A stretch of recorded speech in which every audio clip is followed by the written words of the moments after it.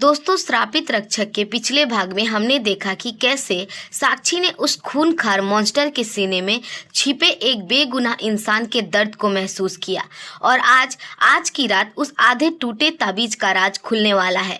क्या साक्षी ठाकुर की हवेली से अपनी मौत को मात देकर वापस लौट पाएगी और क्या वो दानव फिर से इंसान बन पाएगा? चलिए जानते हैं आज के इस आखिरी और सबसे रोमांचक भाग में। रात का तीसरा पहर शुरू हो चुका था। पूरा रुद्रपुर गांव मौत जैसी खामोशी में डूबा था, लेकिन ठाकुर वीरेंद्र सिंह की हवेली की ऊंची दीवारों के पीछे साजिशों का जाल बुना जा रहा था। साक्षी को पता था कि अगर वो आज रात नाकाम रही तो आर्यन, वो मॉन्स्टर, कभी इंसान नहीं बन पाएगा। उसे यह भी पता था कि ठाकुर की हवेली में घुसना मतलब सीधे यमराज के गले लगाना है, लेकिन उसकी आंखों के सामने आर्यन का वो दर्द भरा चेहरा घूम रहा था। उसने अपने डर को अपनी हिम्मत बनाया और हवेली के पिछवाड़े वाली दीवार फांदकर अंदर कदम रखा। हवेली के अंदर कुत्ते की भौंकने और संतरे की चलने की आवाज खटर खटर साक्षी की सांसें तेज हो रही थी। हवेली के गलियारे अंधेरे थे, सिर्फ मसालों की हल्की पीली रोशनी दीवारों पर नाच रही थी। उसे आर्यन ने बताया था कि ताबीज का दूसरा हिस्सा ठाकुर की उस गुप्त तिजोरी में है जो उनकी बैठक के पीछे वाले कमरे में छिपी है। साक्षी दबे पांव आगे बढ़ रही थी। अचानक उसे कमरे से ठाकुर के चिल्लाने की आवाज सुनाई दी। ठाकुर वीरेंद्र सिंह गुस्से में बोले, वो लड़की कहाँ गई और वो जानवर गुफा में कैसे गायब हुआ?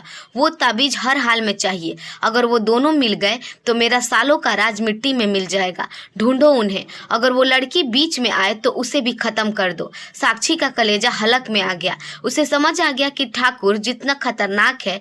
वह दीवार से सटकर खड़ी हो गई और ठाकुर के वहां से जाने का इंतजार करने लगी। जैसे ही ठाकुर अपने आदमियों के साथ बाहर निकला, साक्षी बिजली की फुर्ती से उसकी बैठक में घुस गई। कमरे में पुरानी किताबें और बंदूकों की महक थी। साक्षी ने हर तरफ हाथ मारा, तभी उसकी नजर दीवार पर टंगी एक पुरानी पेंटिंग पर पड़ी। आर्यन ने बताया था कि राज इसी में छिपे हैं। उसने कांपते हाथों से उस पेंटिंग को हटाया तो वहां एक छोटी सी लोहे की तिजोरी थी, लेकिन मुसीबत ये थी कि तिजोरी बंद थी। साक्षी फुसफुसाते हुए आंखों में आंसू लाए बोली, नहीं, ये नहीं हो सकता। मैं इतने करीब आकर हार नहीं सकती। आर्यन, मुझे कोई रास्ता दिखाओ। तभी साक्षी की नजर ठाकुर की मेज पर रखे एक पुराने पीतल के पेपर वेट पर पड़ी। उसने ध्यान से देखा तो वो कोई साधारण पत्थर नहीं था, बल्कि उस तिजोरी की चाबी थी। साक्षी ने जल्दी से चाबी उठाई और तिजोरी अंदर से खोली। अंदर मखमल के एक लाल कपड़े में लिपटा हुआ चमक रहा था ताबीज का दूसरा आधा हिस्सा। जैसे ही साक्षी ने उसे छुआ, उसे एक अजीब सी ताकत महसूस हुई। उसे लगा जैसे आर्यन की रूह उसे पुकार रही हो, लेकिन खुश होने का वक्त नहीं था। अचानक कमरे की बत्ती जल गई। ठाकुर दरवाजे पर खड़ा होकर हाथ में बंदूक लिए बोला, तो आखिर तू यहाँ पहुंच ही गई लड़की। मुझे लगा था तू समझदार है, लेकिन तूने खुद अपनी मौत को दावत दी है। ला वो चाबी मुझे दे दे। साक्षी ने ताबीज को मजबूती से अपने सीने से लगा लिया। उसकी आंखों में अब डर नहीं बल्कि नफरत थी। साक्षी चिल्लाते हुए बोली, कभी नहीं। आप एक गद्दार हैं ठाकुर साहब। आपने आर्यन की जिंदगी बर्बाद की, उसे जानवर बनाया ताकि आप उसकी जायदाद पर ऐश कर सके, लेकिन आज इस पाप का अंत होगा। ठाकुर ने बंदूक का ट्रिगर दबाने की कोशिश की, लेकिन तभी हवेली के बाहर एक ऐसी भयानक दहाड़ गूंजी कि पूरी इमारत हिल गई। आर्यन आ चुका था। उसे अपनी रूह के दूसरे हिस्से की खुशबू मिल गई थी। क्या आर्यन हवेली की दीवार तोड़कर अंदर आ पाएगा? क्या ठाकुर की गोली साक्षी के सीने को पार हो जाएगी? और क्या होगा जब ये दोनों आधे ताबीज एक दूसरे के करीब आएंगे? हवेली के कमरे में मौत का सन्नाटा छा गया था।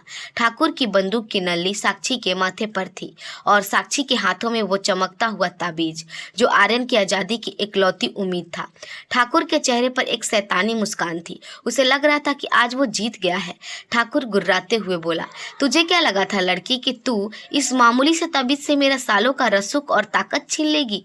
ये ताबीज नहीं, ये तो मेरे लिए सोने की मुर्गी है। इसके दम पर मैंने उस खानदान को मिटाया और अब तुझे भी मिटा दूंगा। ठाकुर ने ट्रिगर दबाने के लिए उंगली टेढ़ी की, लेकिन तभी दहाड़ हवेली के भारी पत्थर की दीवार ताश के पत्तों की तरह ढह गई। धूल की गुबार के बीच में एक विशाल काली परछाई अंदर कूदी। वो आर्यन था। उसकी नीली आंखें अब बिजली की तरह चमक रही थी। उसने एक ऐसी दहाड़ मारी कि ठाकुर के हाथ से बंदूक छूटकर गिर गई। ठाकुर डर के मारे पीछे हटा और चिल्लाया, पकड़ो इसे, मार डालो इस जानवर को। बाहर से ठाकुर के लठैत अंदर घुसे, लेकिन आर्यन के सामने कोई नहीं टिक पा रहा था। वो लड़ नहीं रहा था, वो अपनी जान की बाजी लगा रहा रहा था, सिर्फ साक्षी के लिए। आर्यन ने अपने विशाल शरीर से साक्षी को घेर लिया ताकि कोई उसे हाथ न लगा सके।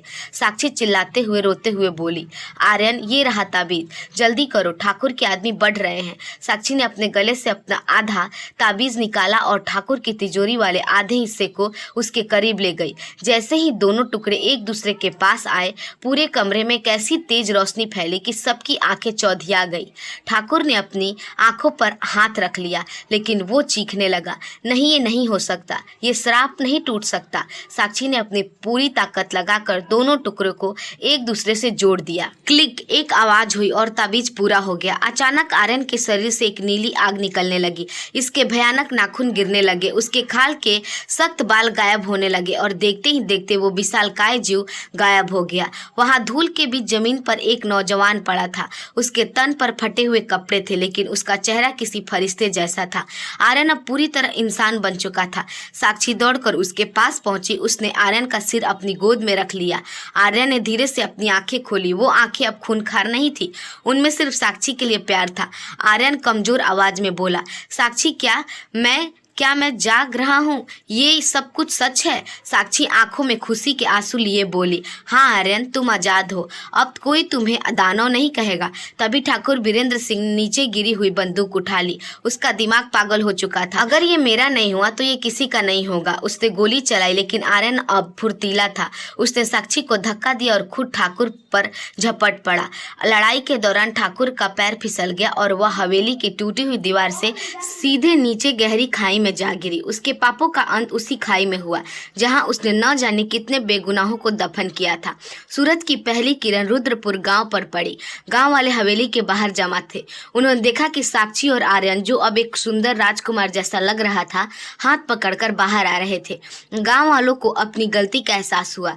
जिसे वे शैतान समझते थे, वो तो उनके बीच का एक राजकुमार था जिसे धोखे ने जानवर बना दिया था।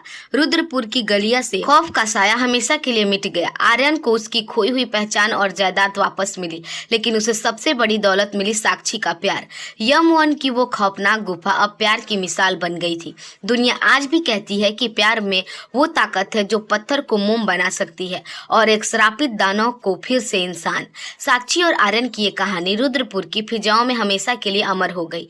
तो दोस्तों, ये थी श्रापित रक्षक की पूरी कहानी।